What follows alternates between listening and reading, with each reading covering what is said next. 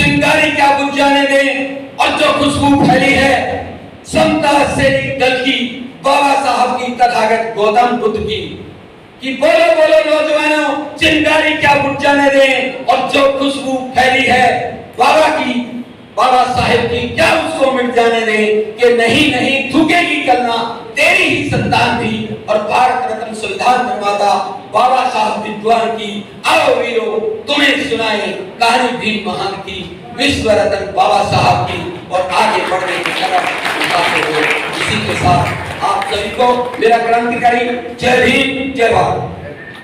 समता सैनिक दल के सभी जाबाज सिपाही जो मेरे सामने बैठे हैं, आप सभी को, सैनिकों को, युवाओं को, आप सभी को मेरा क्रांतिकारी जय भीम नमो बुद्धाय। साथियों, आप काफी समय से समता सैनिक दल की क्रांतिकारी गुंज को सुन रहे हो।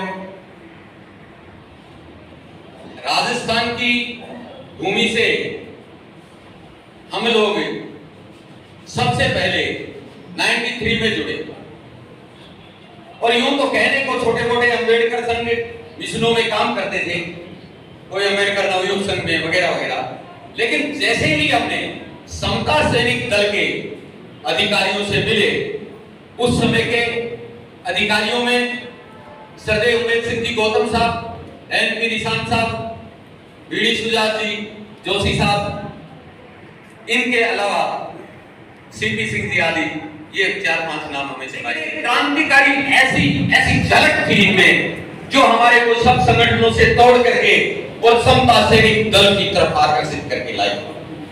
हम लोगों ने समता सैनिक दल के माध्यम से, आप सभी साथियों ने देखा होगा, बड़ी यहाँ पे इतने बड़े प्रोग्राम्स हुए कि समता सैनिक दल, आप सभी जानते हो कि एकमात्र संगठन था जो कि पूरे भारतवर्ष में जागरूकता के नाम से, बाबा साहब के मिशन के नाम से जाना जाता था। वक्त ने करवटें बदली, चेंजेस आते रहे। साथियों, मैं अधिक लंबे उन विषयों पे नहीं जाऊंगा, लेकिन मैं कुछ 2-4-5 बातें अपनी कह करके अपनी बात को खत्म करूंगा। आज के इस समय हम लोग कहां खड़े हैं और क्या हमें करना चाहिए, ये हमारे लिए बहुत महत्वपूर्ण बात है, क्योंकि युवा शक्ति को जोड़ने की जो बात है वो बहुत महत्वपूर्ण है। मेरे जैसे साथी, मैं तो 70 को आसपास हूं, और ये 3-4 नाम मैंने जो लिए, ये हमारे पदाधिकारी वरिष्ठतम हैं। उसके बाद से जो जुड़े हुए साथी हैं, युवा जो कॉलेज स्टूडेंट्स हैं, उनकी कुछ कमी समता सैनिक दल में नजर आ रही है, और इसके पीछे कई कारण हो सकते हैं। हम लोगों का तो ये कहना है कि जीना हमें उनके लिए, हमारे लिए जो मर गए, और मरते मरते वो हमें जीने के काबिल कर गए। युग बीते राम को पूजते, पर हुआ न दुख निवार, युग बीते राम को पूजते, हुआ न दुख निवार, और शरण चलो अब बुद्ध की, कर भीम का जय जयकार, कर भीम का जय जयकार। कि सहता रहा हर जुल्म को, क्या तेरी थी मजबूरियां, और जाति धर्म गरीबी की बढ़ती गई क्यों दूरियां, और जीना है तो जान ले मनवाद की मगरूरियां, वरना तेरी गर्दन पर चलती रहेंगी छुरियां, और तेरी दास्ता के लिए कुछ तू भी जिम्मेवार है। ऐ बहुजन तू जाग जा, ऐ मूल निवासी जाग जा, ऐ समता सैनिक दल के सैनिक कमांडर जाग जा, वक्त की पुकार है और कानों में तेरे गुंजती जय भीम की पुकार है, जय भीम की पुकार। साथियों, मैं ये कहना चाह रहा हूँ कि राजस्थान की धरती से जहां से हम लोग आते हैं, आप लोगों ने सुना है अखबारों में, टीवी में, रेडियो में, कि वहां पे मूछें रखने पे व्यक्ति को और मटके को छूने पे विद्यार्थी को, और ऐसी घटनाएं कांड होते रहते हैं।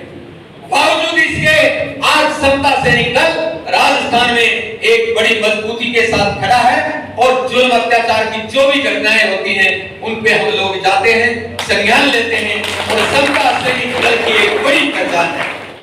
चाहे कितने ही संगठन रहे होंगे, हम लोगों को अपने संगठन को मजबूत बनाने की आवश्यकता है।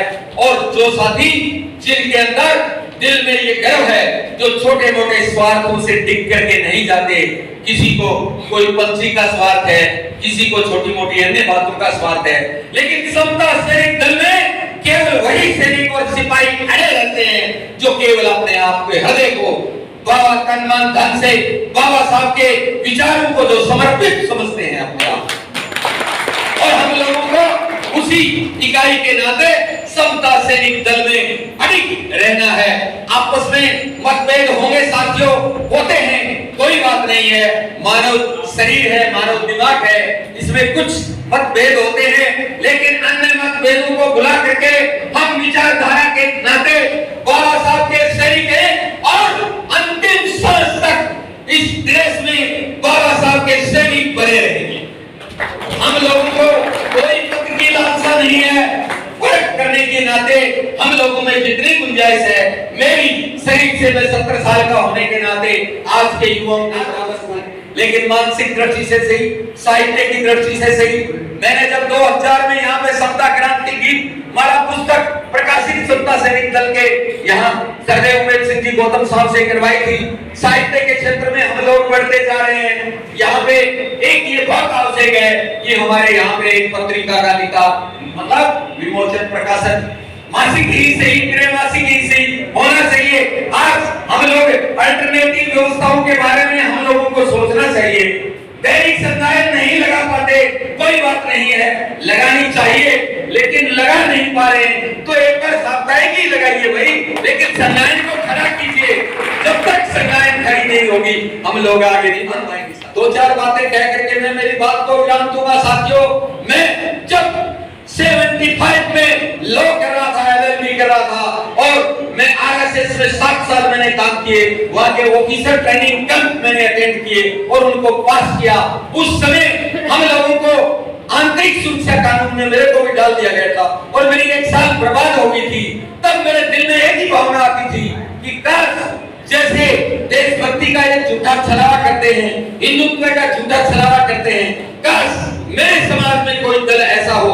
हम बाबा साहब के समता सैनिक दल को नहीं जानते थे साथियों, लेकिन जैसे ही समता सैनिक दल को जाना तो लगा अरे यही तो वो संगठन है जिसकी हमारे दिल में भूख है, जिसकी हमारे दिल में एक प्यास है। इस नाते हम लोग लगे और आज के ये सारे के सारे सैनिक सिपाही उसी भावना से, उसी कारवा के साथ हम लोग आगे बढ़ रहे हैं। क्या एक दो बातें और हैं, मुझे बड़ी अच्छी लगती है RSS की ये बात कि उनका सर्वोच्च अधिकारी आजीवन सर्वोच्च रहता है। अरे क्या दिक्कत है, समता सैनिक दल में सरदेव उमेश सिंह जी यदि आजीवन अध्यक्ष हो तो क्या फर्क पड़ता है। इन विषयों में हमें सोचना चाहिए।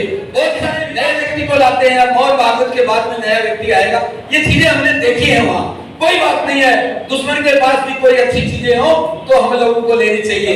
मैं उन विषयों पे नहीं जाना चाहता कि ये चुनाव भी एक अच्छी पद्धति है, लेकिन इन विवाद के कारण, दिल्ली के विवादों के कारण हम लोग प्रदेशों में पिट गए साथियों, और पिटते पिटते इन स्टेजों तक आ गए कि राजस्थान से 900 समता सैनिक दल के सैनिक ड्रेस में मेरे साथ 2000 में यहाँ आए थे।